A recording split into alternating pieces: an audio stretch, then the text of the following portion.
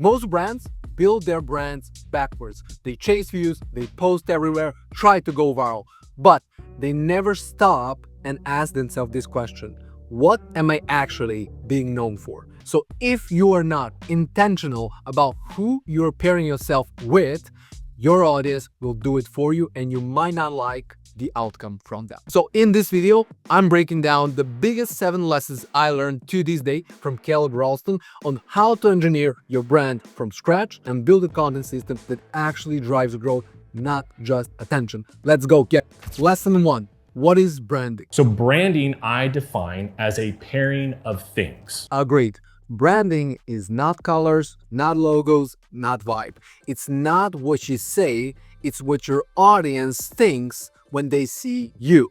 Good branding is an intentional pairing of relevant things done consistently. The done consistently part is the key, and we'll hit on that in a little bit. So start pairing yourself with one idea consistently. Brand, I believe, is the byproduct of brand. But Marco, how do I know if I'm doing it right? When people start making that connection on their own without your input. Lesson 2, not all views are good views. I do not believe all views are good views. Yeah, once you realize that, content starts feeling different, at least for me.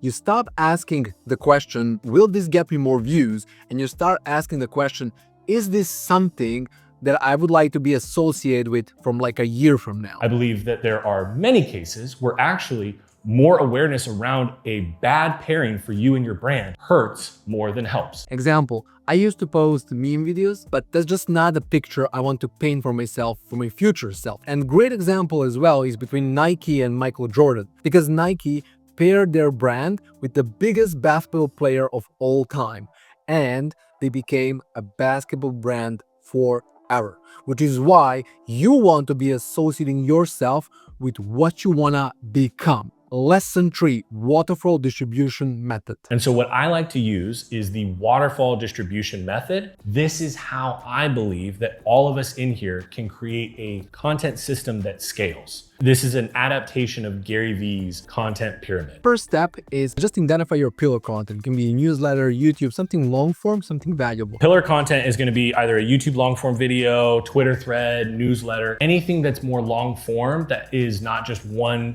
thought, it's multiple thoughts. Then step 2 is just chop it up. But here's a bonus tip. I believe you want to make evergreen content for your pillar. 2 reasons why. 1, whatever platform you distribute it on, if it's evergreen, well, if somebody discovers it in 2025 or 2032, it doesn't matter, it's still relevant. Number 2 is when you clip content, then you are able to actually redeploy it 2 or 3 years down the road, and it's still relevant for your audience. I have something similar to this Gary's V method, but every time you're doing a common idea, add uncommon or like unique point of view. Okay, so this is something I really go down into my free course on how to become a viral expert.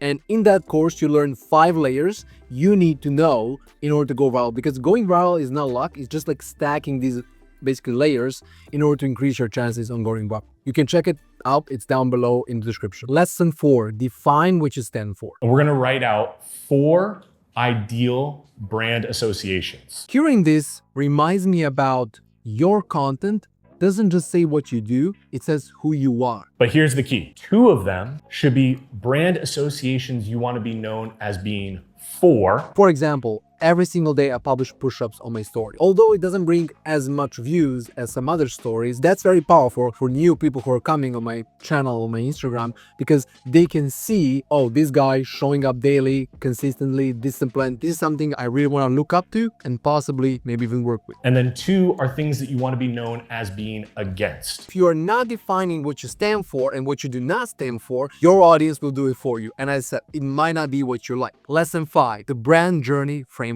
If you don't know why you're doing what you're doing, this will provide it. Most people start with what to do and not reverse engineer the entire journey, including myself at some point. So start with the end. I like to start with the end in mind and reverse engineer my way back to today. So question number 1 starts with the end in mind. What do I want to have happen? What do I need to be known for in order for that desired outcome to happen? What do I need to do in order to be known for the thing so that my desired outcome happens. We get known for shit, not by talking, but by actually doing stuff. What would I need to learn in order to do the thing, to be known for the thing, so that my outcome occurs? I would, advise for you to make a vision board. All my clients have vision boards. This is a simple way to clarify your entire brand strategy. Lesson 6, the Eye of Sauron method. You're going to pick one at a time that you're focusing on. This is very contrary to the opinion of like, post a bunch of content everywhere, make sure that every platform is zooming. I don't believe in that. The mistake here is that most creators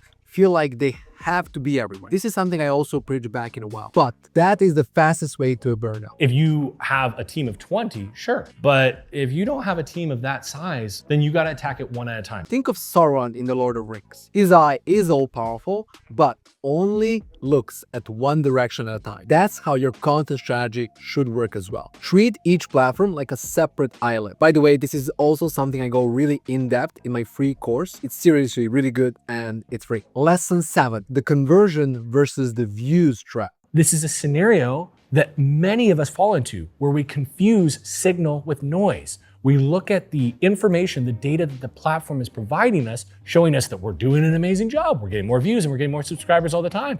We should continue doing more of this in order to get the same results, right? Wrong. It's so easy to chase what looks like success. So easy. But if you're building a business, the only metric is conversion. If we're not trying to just become famous, but we're actually trying to build our business, then we need to make sure that the growth is moving in the right direction for our business, not our vanity metrics. So that means not focusing on the views, but on conversions, on conversations, on DMs, discovery calls, sales calls, making sure that brand is being associated with that one thing consistently. I'm always trying to find out what is the content that is driving more people to want to work with us so then we can do more of that. So make content for the person who's ready to take action, not someone who's just brain scrolling through the content. And there you have it. Thank you, Caleb, for sharing this knowledge as well. Lastly, thank you for watching this until the end. I'll see you in the next one. Take care.